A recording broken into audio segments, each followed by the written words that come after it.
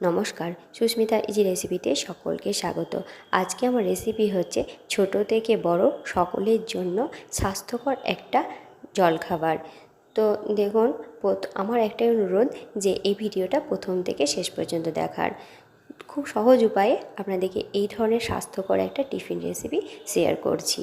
তো দেখুন, প্রথমে আমি একটা পাত্রের মধ্যে বড় চামচের 2 চামচ নিয়েছি ওটস, আর ছোটো চামচের 2 চামচ নিয়েছি টক দই। তারপর সামান্য জল দিয়ে ভিজিয়ে রেখে দিলাম। আর এদিকে দেখুন, ততক্ষণে আমি সবজিগুলো কেটে নিচ্ছি। তো সবজির মধ্যে আছে গাজর আর পেঁয়াজ আর ক্যাপসিকাম। তো এইগুলোকে প্রথমে ছোট করে কেটে নিচ্ছি, তারপর চপারের সাহায্যে চপ করে নেব।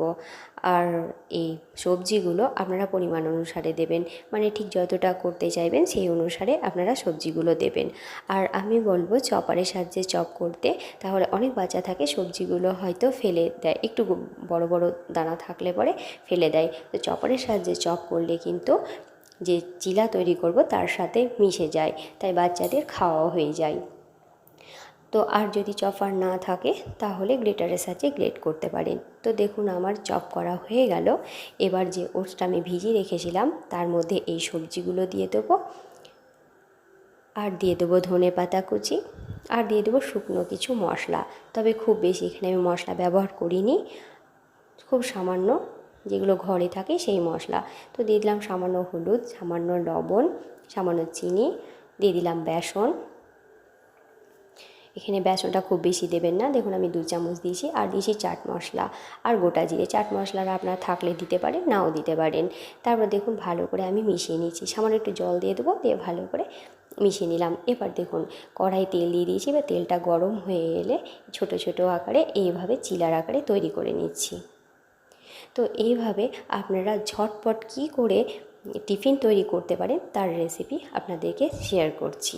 তো দেখুন, অনেক মারা আছে টিফিনে কি দেবো ভেবে পায় না, তো তারা এই ধরনের টিফিন আপনারা বাচ্চাদেরকে তৈরি করতে পারেন। তাদের খেতেও খুব ভালো লাগবে, আর আপনারও ঝামেলা থেকে আপনি মুক্তি পাবেন। আর এই টিফিনটা কিন্তু খুব তাড়াতাড়ি হয়ে যায়, আর বড়রা সকালে জলখাবার হিসাবেও আপনারা খেতে পারেন, খেতে কিন্তু খুব ভালো হয়। তো আমার এই টিফিন রেসিপি আপনাদের কেমন লাগলো অবশ্যই কমেন্ট করে জানাবেন, আর ভালো লাগলে অবশ্যই লাইক করবেন, শেয়ার করবেন।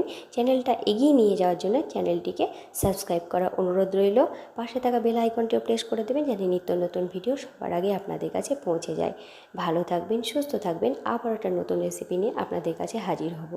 ধন্যবাদ সবাইকে আমার এই রেসিপিটা দেখার জন্য।